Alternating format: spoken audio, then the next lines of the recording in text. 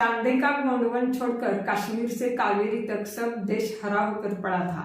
यानी कि कश्मीर से कावेरी तक सब देश में मुस्लिमों का राज था। परतंत्र का जहर सब जगह फैला था।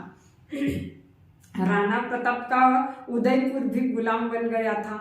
राणा प्रताप का पोता दिल्ली के मुगल सम्राट का वैभवशाली जागीरदार बन चुका था। तो बाकी के राजपूतों के लिए बोलने के लिए इतिहास को शर्म लगी होगी। पंजाब, बिहार, बंगाल, गुजरात, महाराष्ट्र इत्यादि प्रदेश मुगल शाह के गुलाम बन चुके थे। शत शत से मुट्ठी भर सुल्तानों के गुलाम बन गए थे। इन सब में अनुभवी और आदर्श गुलाम था सिंध प्रदेश। प्रदेश की अनेक शत के गुलामी में बीत गई थी और कितनी शत के गुलामी में बीतने वाली थी क्या पता। इसी बीच शिवबा अपने दोस्तों से न लेकर पहाड़ों में मसलत कर रहा था, कभी पुराने मंदिर में या कभी घने जंगलों के बीच, तो कभी घर के तलहटी में या किसी गुम्फा में। शिवबा के इस उद्योग में सबसे सामर्थ्य था तो वह था निष्ठा का।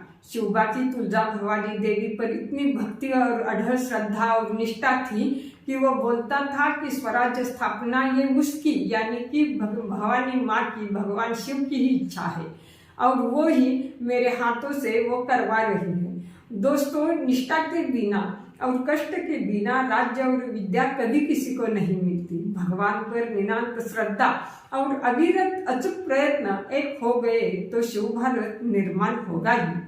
शिवबा की दोस्त सेना उत्साह से भरपूर थी। तो कुछ ऐसा काम करना चाहते थे कि दुनिया देखती रही। शिवबा ने ठान लिया था कि जागीर हमारी है तो किले भी हमारे होने चाहिए या लेकर ही रहेंगे। कौन सा किला लेना है ये भी तय हुआ था। तोरना, यह तोरनागढ़ पुणे से 25 किलोमीटर दूरी पर है और पानतफोरे में है। तोरना किला बहुत ऊंचा है, इतना ऊंचा कि तोरनागढ़ से ऊंचा सिर्फ तोरना ही था। पहाड़ी किलों में वह सबसे बड़ा था।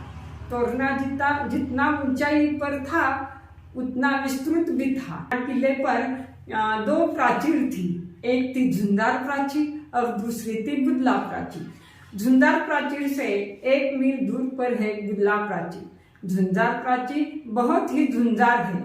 झुंझार प्राचीर को भक्कम तटबंदी और बहुत खोल दरी और कड़े हैं।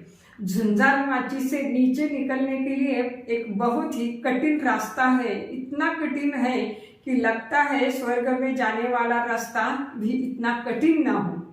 महाराष्ट्र के सबसे बरकट, भक्कम और कठिन कोई किला होगा तो वो तोरना ही है।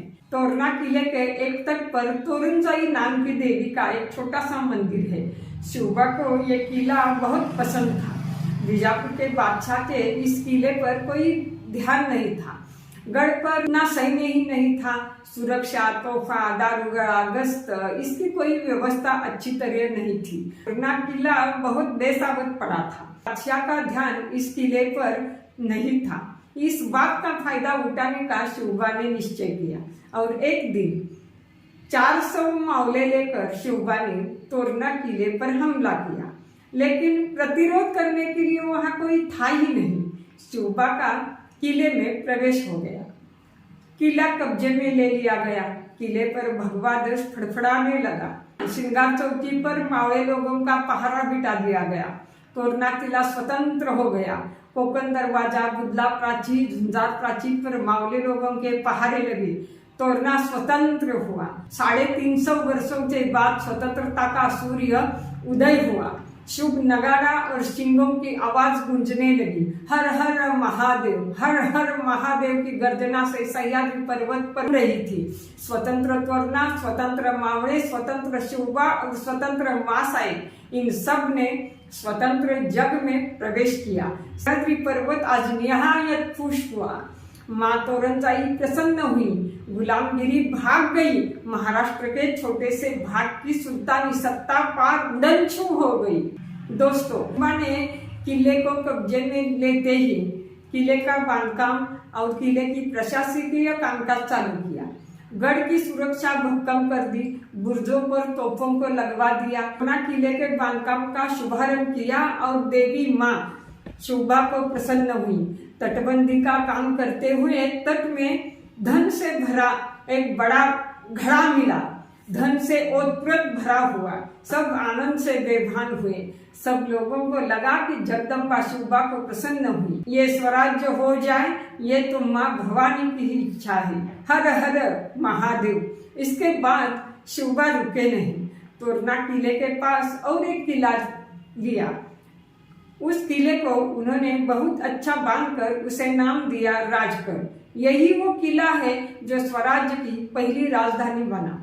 इसके बाद शिवबा राजे ने कोंढाना किला, शिरवा का सुधानमंगल का बादशाही का मुख्य थाना था वो भी लिया। फिर लिया पुरंदर। पुरंदर एक बड़ा किला था। उस किले पर बादशाह के किलेदार थे नीलकंठराव सरनाईक। इनको अपनी तरफ खींचकर स्वराज्य का वास्ता देकर उन्होंने अपने स्वराज्य में शामिल किया। ये सब शिवबा गुस्ताखी कर रहे थे। उसकी सारी खबर बीजापुर के दरबार में बादशाह को लग चुकी थी।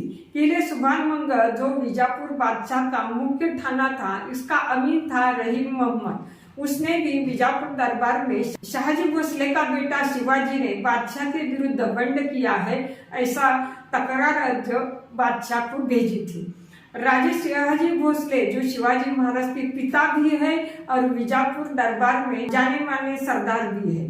तो देखते हैं आगे बीजापुर दरबार क्या करता है। तो दोस्तों, ये वीडियो आपको कैसा लगा, ये जानकारी आपको कैसे लगी, जरूर लाइक कीजिएगा और हिंदवी स्वराज्य इस चैनल को सब्सक्राइब कीजिए।